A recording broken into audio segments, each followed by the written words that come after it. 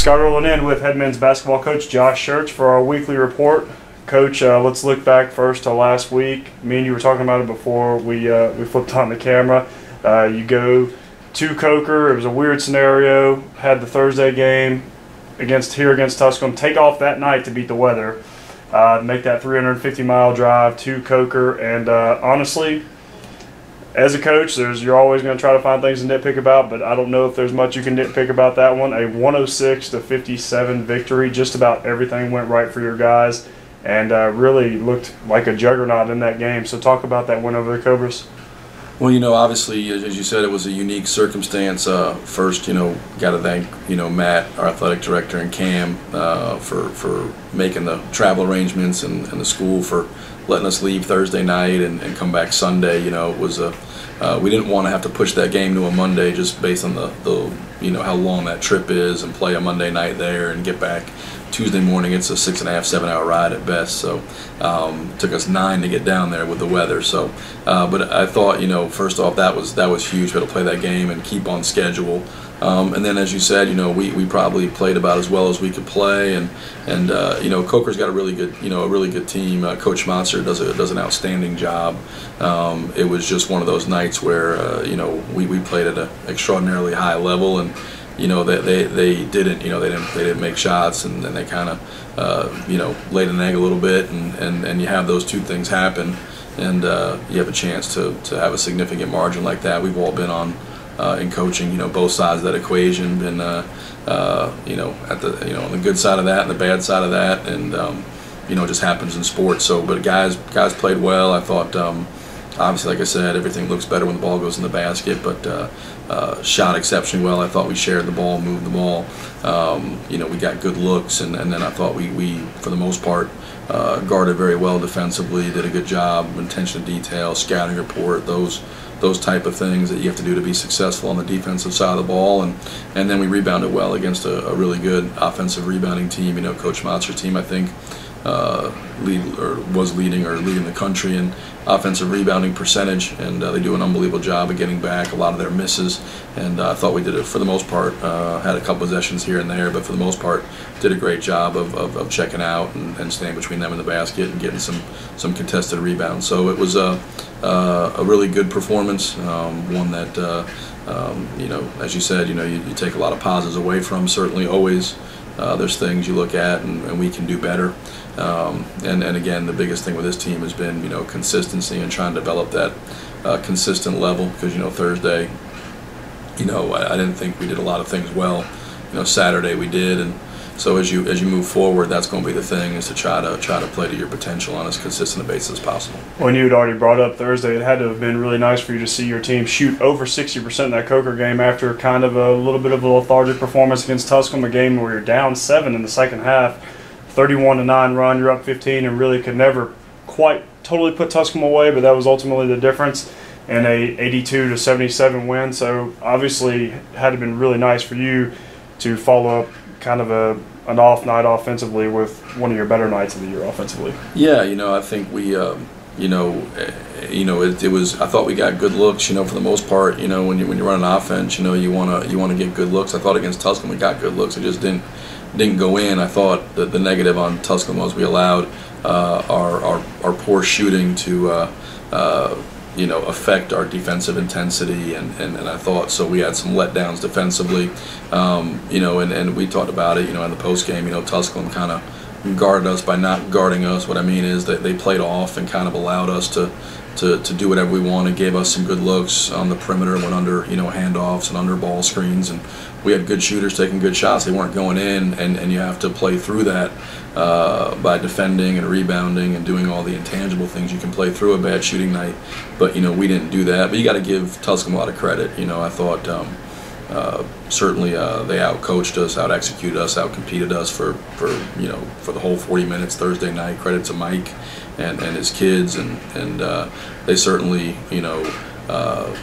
did a lot of good things, and we were fortunate. We hit a stretch there. We made some shots, got it to 15, and then I thought we closed poorly, missed free throws, turnovers, made some really bonehead plays, and then fouled, and everything you would do to to try to fritter away a 15-point lead with whatever it was, 6 minutes to go. We were able to do it and got it down to a one-possession game there late. So it was poor across the board. But again, sometimes that happens during the course of the season. You're not going to play everyone great, and as we talked about in the post game there at Tusculum, the one redeeming quality of the night was that we were able to find a way to get the job done and get a win, and probably a game where we didn't deserve to win because again we were out coached and outplayed, and so but we'll certainly take that win, and now we move forward to what I think will be the most difficult week of the season here coming up this week.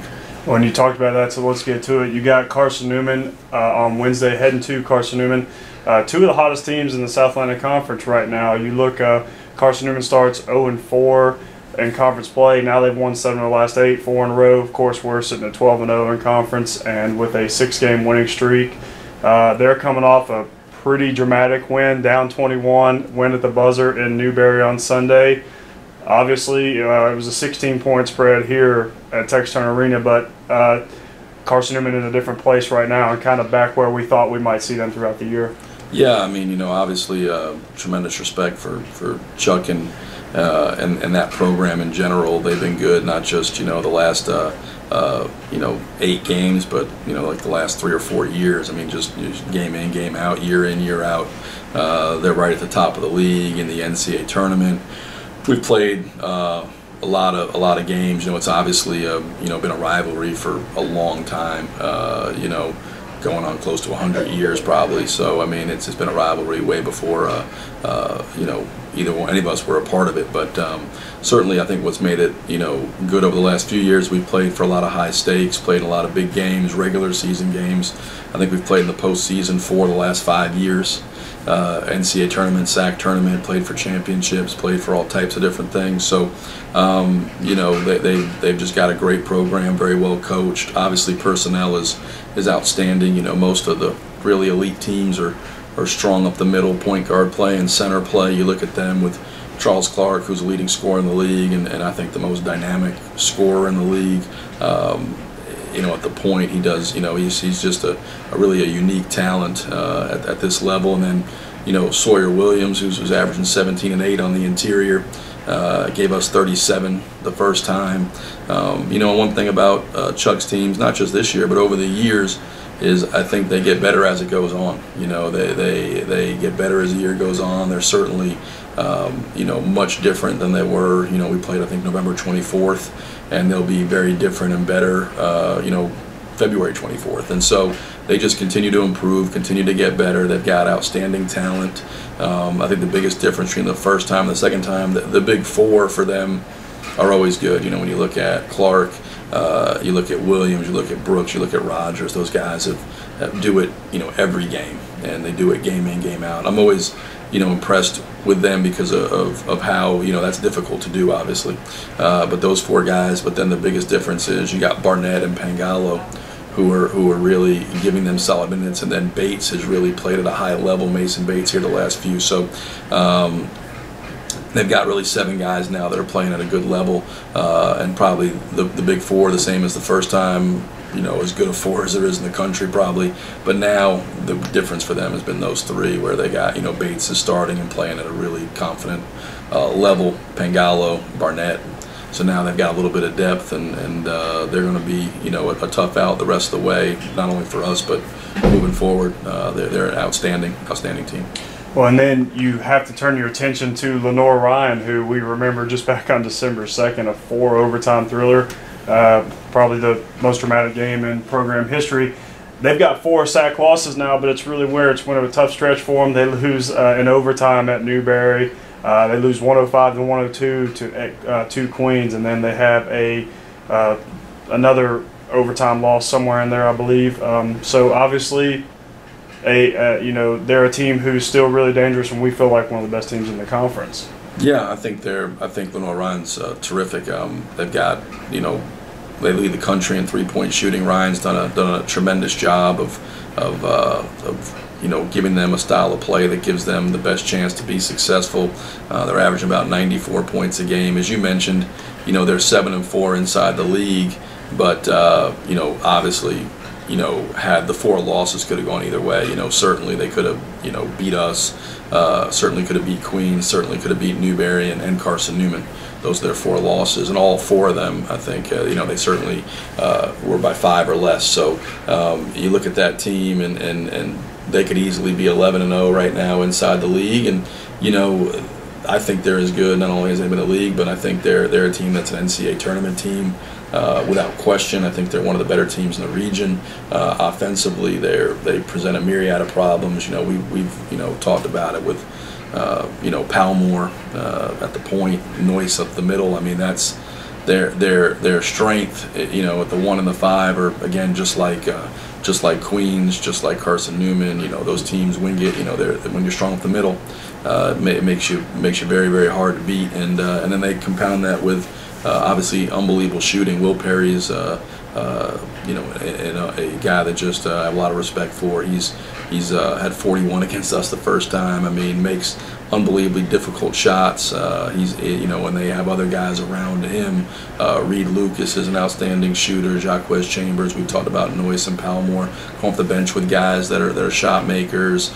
Billy Bales. You go down the list. Lawrence Miller, Darian Evans. I mean, they do a great job. They have good pieces, and that's a credit to some, certainly to Ryan, his staff, certainly to John Lentz and Chuck and those guys before him.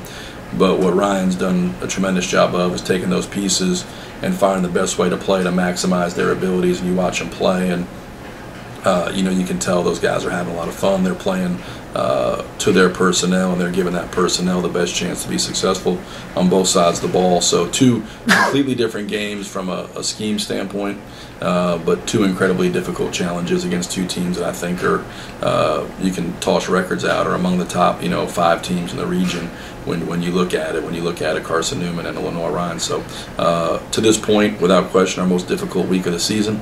I'm sure there'll be times where it'll get more difficult if we're fortunate to play some high-stake games late, but unbelievably challenging week at Holt Fieldhouse and then back home against LR.